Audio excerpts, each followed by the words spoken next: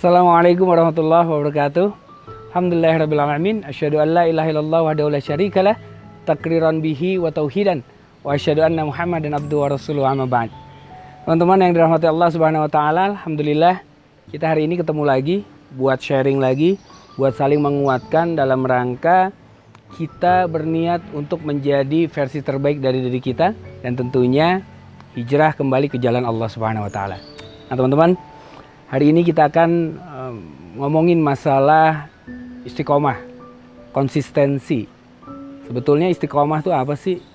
Gimana sih cara kemudian orang yang udah hijrah, dia nggak kembali lagi ke jalan-jalan kemaksiatan. Orang yang udah hijrah nggak relapse lagi. Apa tips-tips di balik itu semua supaya kita konsisten, istiqomah. Walaupun mungkin jalan hijrah dia pelan-pelan, terseok-seok, terseret-seret, tapi minimal dia tetap berjalan menuju Allah, nggak jalan di tempat, apalagi balik ke belakang. Istiqomah itu usaha yang sungguh-sungguh untuk tetap tegak di atas syariat Allah. Usaha yang sungguh-sungguh supaya kita nggak goyang, nggak terguncang hati kita, nggak tergoda sama yang namanya nikmat-nikmat duniawi aja.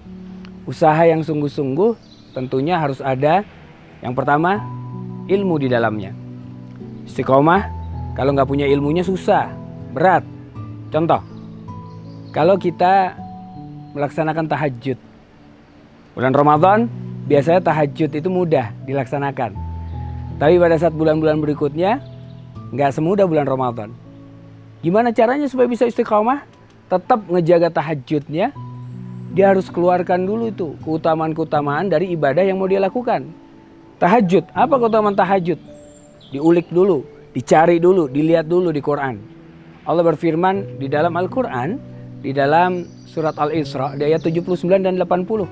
Ini ada keutamaan tahajud yang kemudian Allah titipkan di sana, di mana keutamaan ini Allah nggak titipkan dalam sholat-sholat lainnya. Saking pentingnya tahajud, itu sampai-sampai sholat ini satu-satunya sholat sunnah yang Allah sebutkan dalam Al-Quran, tahajud. Nggak ada sholat-sholat yang lain, sholat sunnah lain yang Allah sebutkan dalam Al-Quran kecuali tahajud. Kenapa? Karena punya keutamaan. Yang pertama, yang namanya ahli tahajud, itu Allah akan angkat derajatnya ke derajat yang paling tinggi. Wa minal laili fatahajjat bihi nafilatan lak asa ayyab'asaka rabbuka maqaman mahmuda. Ini janji Allah. Allah akan naikkan, mudah-mudahan kata Allah. Asa ayyab'asaka rabbuka. Mudah-mudahan Tuhanmu akan menaikkan dirimu, mengangkat dirimu ke tempat yang paling tinggi. Masya Allah. Ahli tahajud, Allah akan angkat derajatnya ke tempat yang paling tinggi. Yang kedua, ahli tahajud, Allah akan bimbing aktivitasnya untuk menjalankan aktivitas yang baik-baik saja. Kalau dia masuk ke suatu tempat, tempat masuknya adalah tempat masuk yang baik-baik saja. Wa qur rabbi adhilni mudkhala sidqin. Ini kata Allah. Katakan doa, ya Allah, bimbinglah hamba, masukkan hamba ke tempat masuk yang baik-baik saja. Ahli tahajud nggak mungkin masuk ke tempat-tempat maksiat karena dijaga sama Allah, dibimbing sama Allah. Begitu juga tempat keluarnya. Ahli tahajud akan memohon kepada Allah untuk dibimbing, dikeluarkan pada tempat keluar yang baik-baik saja. Kalau dia punya masalah, maka Allah berikan jalan keluar dari permasalahannya, jalan yang baik semuanya. Bukan hanya buat diri dia, tetapi buat diri orang-orang di sekitarnya itu. Wakhrijni mukhraja sidqin. Ini kata Allah.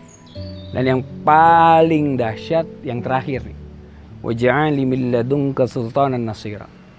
Ahli tahajud, apabila ada yang ingin menzaliminya, ingin mencelakai dirinya, maka Allah akan memberikan pertolongan kepada ahli tahajud itu dari sisi Allah langsung, nggak pakai perantara, langsung.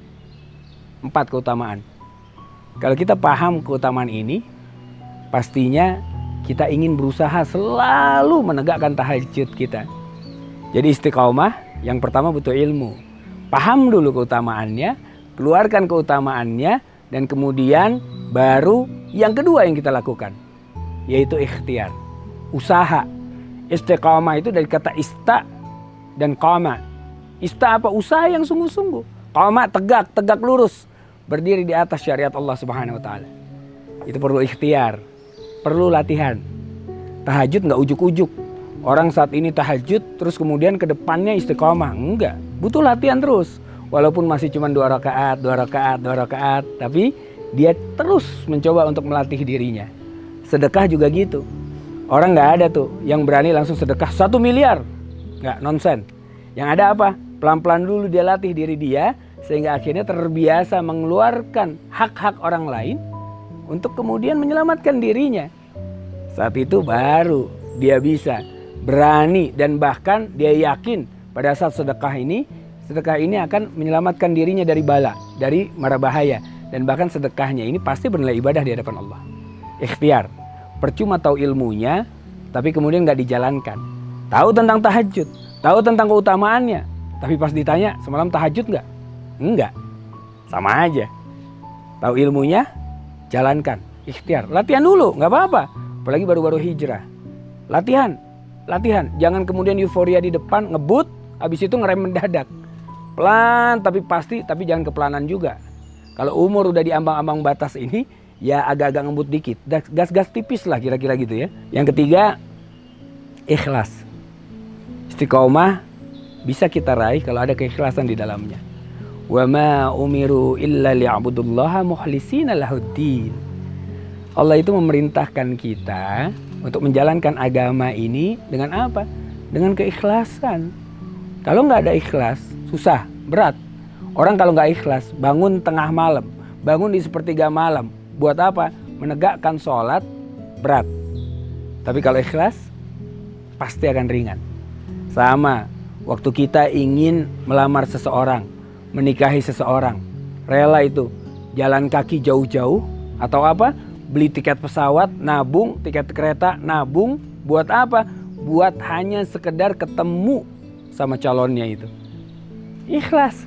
Dia gak perhitungkan jarak, gak perhitungkan waktu. Yang diperhitungkan apa? Pada saat dia menatap wajah yang dicintainya itu, hilang semua capek, hilang semua lelah, lelahnya menjadi lillah, kan begitu. Apalagi pada saat kita kemudian ikhlas, berhamba, menghambakan diri kita kepada Allah, dan ikhlas menganggap Rob kita itu Allah sebagai Rob kita. Saat keikhlasan ini ada, maka kita bisa istiqomah. Istiqomah sama dengan 3I. Ilmu, ikhtiar, ikhlas. Semua ada dalam diri kita, insya Allah kita akan istiqomah. Hijrah butuh keistiqomahan. Hijrah butuh ilmu, butuh ikhtiar, dan butuh keikhlasan. Mudah-mudahan kita semua Allah anugerahkan keistiqomahan di dalam menjalankan hijrah kita, di dalam menjalankan ketaatan kita, dan yang namanya istiqamah itu baru bisa dinilai nanti di ujung. Kapan? Pada saat dia wafat dalam keadaan husnul khatimah. Mudah-mudahan Allah menganugerahkan kita dengan husnul khatimah. Mumpung sekarang masih hidup, belum terlambat sob.